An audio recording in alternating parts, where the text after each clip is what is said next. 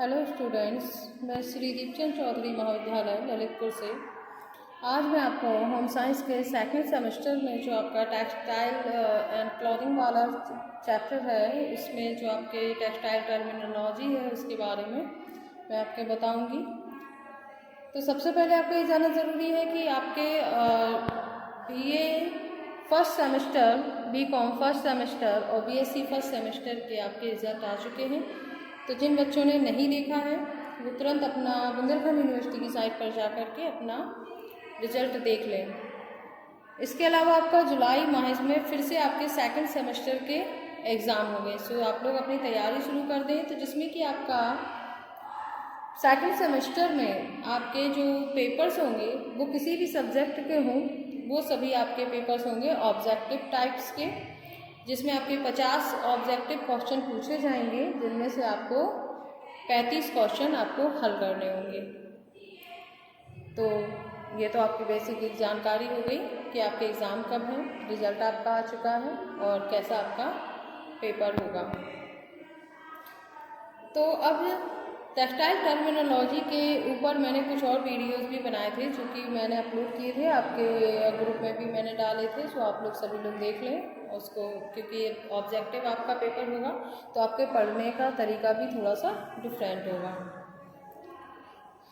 तो textile terminology में से भी आपके बहुत सारे क्वेश्चन आने वाले हैं, जिसमें कि आपको मैंने कोई गांठ बांटना यानी कपास से रिलेटेड बहुत सारे आपको मैंने बताए थे।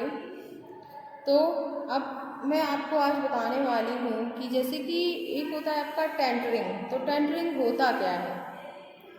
तो जब वस्त्र का निर्माण किया जाता है तो उसकी जो एक प्रोसेस होती है वस्त्र निर्माण की, उस प्रक्रिया में क्या होता है कि जब वस्त्र की लंबाई में नहीं बल्कि चौड़ाई में जो असमानता आ जाती है तो उसको दूर करने के लिए जिस प्रोसेस का यूज़ होता है वो कहलाती है हमारी टेंटरिंग। अब बात करते हैं कैलेंडरिंग की। ये क्या होता है?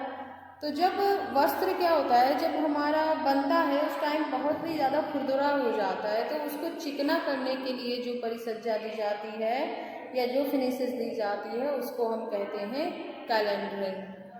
बात करें तीसरी, मर्सराइजिंग क्या होता है? तो ये भी हमारी वस्त्र की जो सतह होती है, जो ऊपरी सतह होती है, उसको चिकना जो किया जाता है उसमें रासायनिक चीज़ों का उपयोग बहुतायत से किया जाता है और इस प्रक्रिया को हम मर्सराइजिंग कहते हैं। यानी जो टेंटरिंग होती है वो क्या होती है, चौड़ाई में जो असमानता उत्पन्न हो जाती है उसको दूर करने की जो परिसज्जा होती है उसे टेंटरिंग कहते हैं।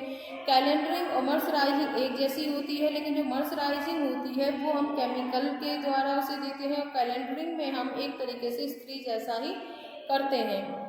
तो ये आपकी वस्त्र की सतह को चिकना बनाने के लिए की जाती है।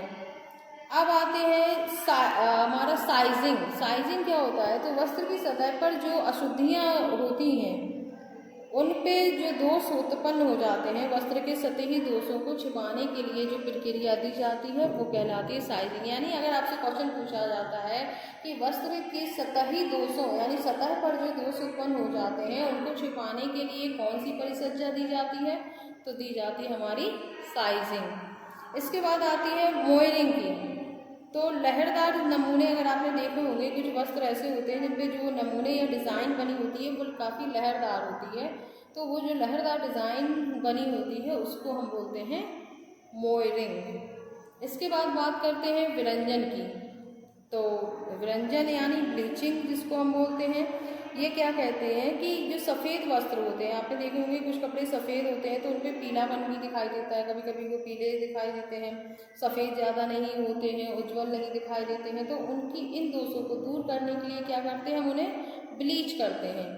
तो इस ब्लीच करने की जो हमारी परिसज्जा कहलाती है, यानी सफ़ेद जो कपड़े, सिर्फ सफ़ेद कपड़ों पर ये की जाती है, इनके पीलेपन को दूर करने के लिए, उन्हें उज्ज्वल साफ सफ़ेद बनाने के लिए ये इस परिसज्जा को हम देते हैं, जिसे विरंजन या ब्लीच हम कहते हैं।